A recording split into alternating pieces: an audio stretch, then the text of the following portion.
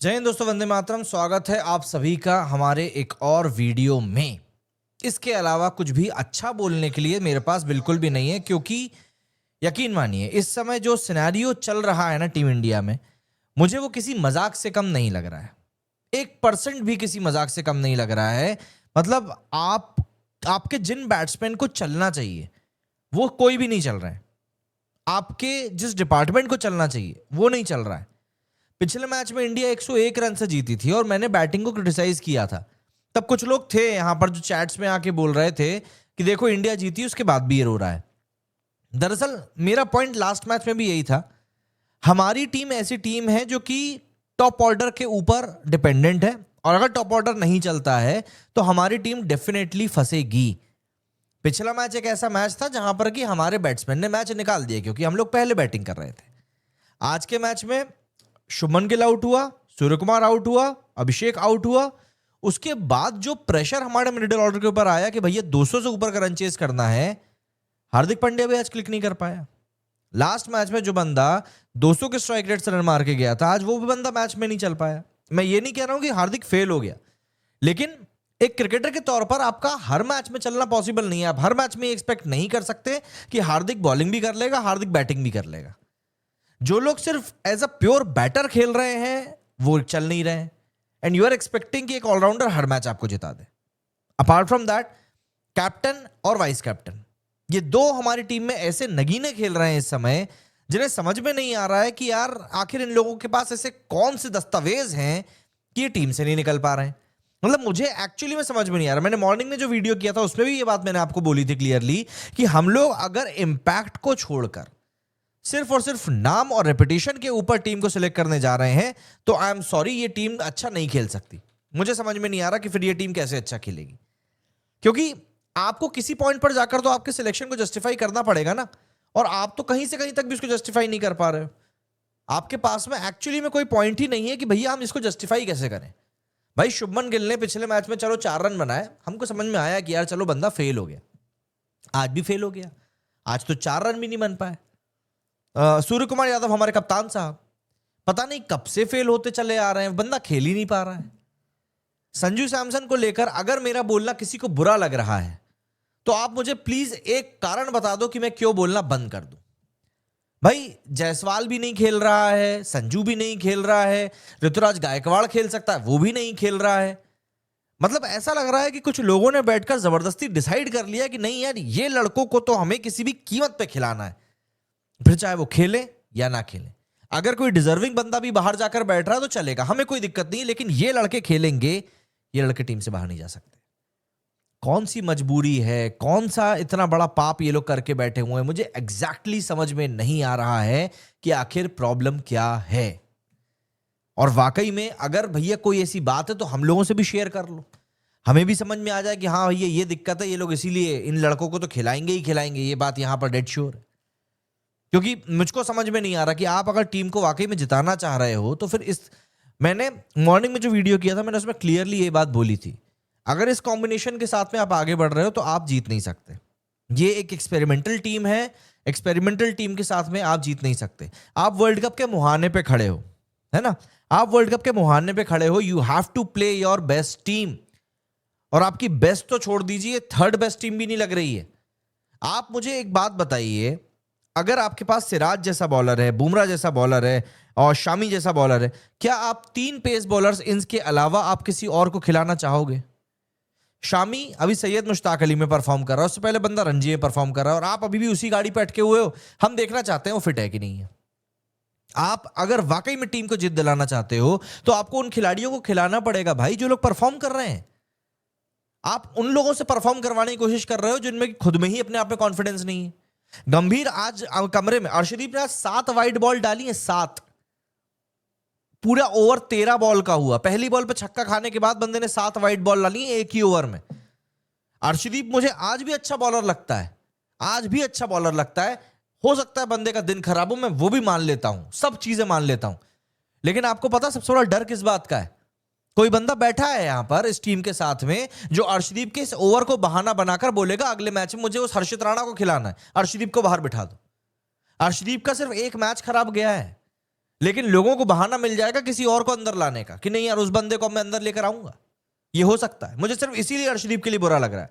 उस बंदे ने गलत बॉलिंग करी, सब ठीक है, लेकिन वो बंदा खिलाड़ी अच्छा है, वो बंदा अच्छा है, वो मैच जिताता है और उसने जिताए हैं मैच, हमको वो इंपैक्ट देता है अपना।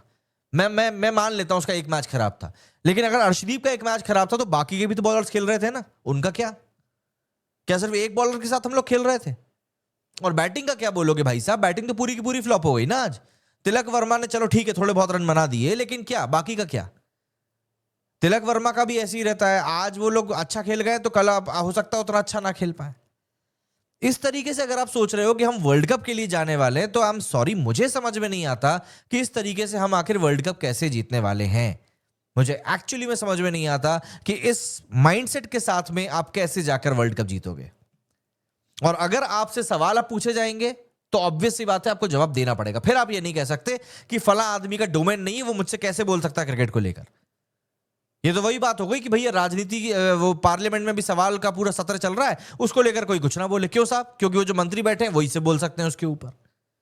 इस तरीके से आप सोचोगे कि आपकी कोचिंग कट जाएगी, तो ऐसे तो नहीं कट पाएगी। एटलीस्ट भारत में तो ऐसे में आपकी कोचिंग नहीं कट सकती। अगर आप भारत में क्रिकेटर हो, कोच हो, बीसीसीआई के अध्यक्ष हो, आप कुछ भी हो क्रिकेट से जुड़े हुए, आपसे सवाल होंगे, क्योंकि पब्लिक इन्वेस्टेड है इस स्पोर्ट में। और अगर कोई व्यक्ति किसी भी चीज में इन्वेस्टेड रहता है तो वो सवाल करता ही, उसका नैतिक अधिकार बन जाता है। अब आपको ठीक लगे तो ठीक है, ना ठीक लगे तो फिर आपकी गरज से, लेकिन इस तरीके से तो चीजें नहीं चल सकती। और अगर ऐसे ही टीम इंडिया खेलते रहने वाली है तो यकीन मानिए फैन फॉलोइंग कम होने में भी देर नहीं लगेगी। मैं आज मैच के दौरान 11 जनवरी से है न्यूजीलैंड से सीरीज हमारी, 11 जनवरी से है ना। आज कितनी तारीख हुई? 11। एक महीने बाद है। अभी से रोहित कोहली के नाम पर ऐड चल रहे हैं, अभी से। इन लोगों के पास में एक्चुअली में कोई पोस्टर बॉय है ही नहीं T20 के लिए, टेस्ट के लिए। और सिर्फ इसीलिए ये लोग कुछ सर्टेन खिलाड़ियों को लगातार खिलाए जा रहे हैं कि बस हमें पोस्टर चाहिए, हमारे टिकट्स बिकने चाहिए, हमारे लोग टीवी पे आने चाहिए, भले ही टीम हार जाए। क्यों? क्योंकि ये लोग सोच के बैठ गए कि नहीं यार इन खिलाड़ियों को तो हमें खिलानी है, इनको हम मार नहीं रख सकते।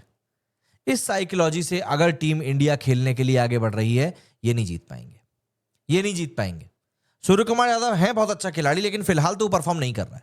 गिल है बहुत अच्छा खिलाड़ी, ऑल फॉर्मेट प्लेयर, लेकिन अभी तो अच्छा नहीं खेल पा रहा है। और मैं बोल रहा हूं अभी भी 3 मैच बचे। मैंने लास्ट अपने लाइफ में भी यही बात बोली थी, अभी भी सीरीज में 3 मैच बचे हुए हैं। हो सकता है गिल आने वाले 3 मैचेस में से एक में 50 मार दे, तो क्या आप उसकी जगह को जस्टिफाई कर दोगे? आप मुझे बताओ। बंदे को परफॉर्म किए हुए जमाने हो चुके हैं, जमाने। एंड उसके बाद अगर आप बोल रहे हो कि नहीं यार बंदा अभी भी परफॉर्म कर देगा, तो आई एम सॉरी, मैं इस बात के साथ में बिल्कुल भी इत्तेफाक नहीं रख पा रहा हूं। क्योंकि मुझे दिक्कत हो रही है अब कि भैया टीम तो हार रही है, और हम लोग ऐसे टाइम पर हार रहे हैं जब टीम ना वर्ल्ड कप के मुहाने पे खड़ी है। अब आप ये स्टैट्स देखिए जो आपकी स्क्रीन के ऊपर है, ठीक है। ये शुभमन गिल के पिछले इनिंग्स के स्कोर हैं, है ना। यहां नीचे से आप देखिए साउथ अफ्रीका के खिलाफ ये 4 रन और डॉट, है ना। 2 स्कोर जो हैं इसके ये अभी हो गए। इससे पहले ऑस्ट्रेलिया वाली सीरीज में एक 46 आया था, एक 37 आया था, एक 29 आया था, 5 रन और 15 रन। हाफ सेंचुरी यहां पे भी नहीं है। उससे पहले आप चले जाइए एशिया कप के टाइम पर, एक 47 आया था पाकिस्तान के अगेंस्ट, बाकी फिर 20, 29, 12। मतलब ये मैच कितने हो गए? 1, 2, 3, 4, 5, 6, 7, 8, 9, 10, 11, 12, 13, 14 मैचेस हो गए रिसेंट के। एक भी 50 नहीं आ पाई है, एक भी 50 नहीं है। और उसके अलावा 1, 2, 3, 4, 5 स्कोर जो है सिंगल के हैं। इसके अब मैं क्या क्या गिनाऊं? ऐसे तो मैं स्टैट्स आपको गिनाने के लिए बैठूंगा तो फिर तो हो गया बंटाधार। पिछले करीब 35 इनिंग में 841 रन बनाए बंदे ने, 28 का एवरेज है, 140 का स्ट्राइक रेट है, 3 हाफ सेंचुरी, 1 सेंचुरी। अब इस स्टैट्स के साथ में हम खिलाड़ियों को लेकर चलेंगे, कब तक घिसता है? अब आप ही हमें बता दीजिए, हम उस हिसाब से देख लें। ये सूर्य कुमार यादव का है। सूर्य कुमार यादव इन T20 दिस ईयर 17 इनिंग्स में कितने रन है? 201। शामी अगर रेगुलर खेल रहा होता ना तो शायद शामी के इससे ज्यादा रन होते। स्ट्राइक रेट है 126 का, एवरेज है 14 का, 50 तो एक भी नहीं है, और हाईएस्ट 47 है। ये कप्तान है हमारे। खैर सूर्य कुमार यादव को लेकर मैं क्या बोलूं, चीजें हो सकता है भाई कुछ सही नहीं चल रही हैं। और मुझे एक चीज और समझ में आती है कि हमारा जो मैनेजमेंट है इस बात को समझ के बैठा हुआ है कि हमें अभी खिलाड़ियों को समय देना है, क्योंकि वर्ल्ड कप है। आप ठीक एन वर्ल्ड कप के पहले अपने कप्तान को आप नहीं बदलते हो, ये बात मैं मानता हूं। लेकिन फिर बात यही है ना कि भैया कब तक, आखिर हम लोग कब तक इस बात को समझते रहेंगे कि हाँ ठीक है चलो चल रहा है। किसी एक पॉइंट पर आकर तो आपको बात समझनी पड़ेगी ना कि भैया यार ठीक है, अब हम लोग समझते हैं आगे क्या करना है। लेकिन यहां तो ऐसा लग रहा है कि आप समझने की कोशिश नहीं कर रहे हो, बल्कि आप चाह रहे हो कि बस जो जैसा चल रहा है वैसे ही चलता रहे और कोई सवाल ना करे। तो यार सवाल ना करे वाली सिचुएशन तो खैर अब नहीं हो पाएगी, क्योंकि सवाल तो होंगे। प्रमोद बघेल जी ने यहाँ पर कमेंट किया, मैं प्रमोद बघेल जी का यहाँ पर कमेंट लेना चाहता हूँ। हाँ, ये प्रमोद बघेल जी ने कमेंट किया है कि गिलबी लाइक मुन्ना अपने पास गंभीर का फेवरेट हूं, ओल्ड केकेआर वाला तो हमें कोई नहीं हटा सकता T20 से, क्योंकि हम पोस्टर बॉय हैं घंटे के, और बीसीसीआई से कह के A+ का कॉन्ट्रैक्ट भी ले लिया है। हाँ, अभी तो A+ कॉन्ट्रैक्ट भी मिलने वाला, यही चीजें चल रही हैं। क्या मतलब मुझे एक्चुअली में अब ऐसा लगने लगा है कि यार आप ये देखो, विंस ने भी कमेंट किया है, captain and vice captain both are not fit for 2020, they are Agarkar and Gambhir puppet. अब इस तरह की अगर कोई व्यक्ति बात बोल रहा है ना, तो आप उनको मतलब कब तक इग्नोर करोगे? आप तो मुझको ये बता दो सिंपल भैया, लोग अगर कोई बात बोल रहे हैं तो उसमें कुछ ना कुछ तो चीजें हैं ना। ईशान ने भी कमेंट किया है कि भाई एक बात बताओ, अगर आईपीएल विनिंग टीम के मेंटर होने से डायरेक्ट इंडियन टीम में कोचिंग मिलता है तो वैसे तो स्टीफन फ्लेमिंग के कोच बना देते, और जो एनसीए में भी घिसाई कर रहे हैं उनका क्या? देखो, मैं तो सिंपल सी बात आप लोगों से एक ही चीज बोलूंगा, मैं आज उस दिन को कोसता हूं कि जब 2024 के आईपीएल फाइनल में सनराइजर्स हैदराबाद हारी थी केकेआर से। अगर उस दिन हैदराबाद जीत गई होती ना, तो आज शायद ना हमारी टीम के साथ ना इतनी पॉलिटिक्स नहीं चल रही होती।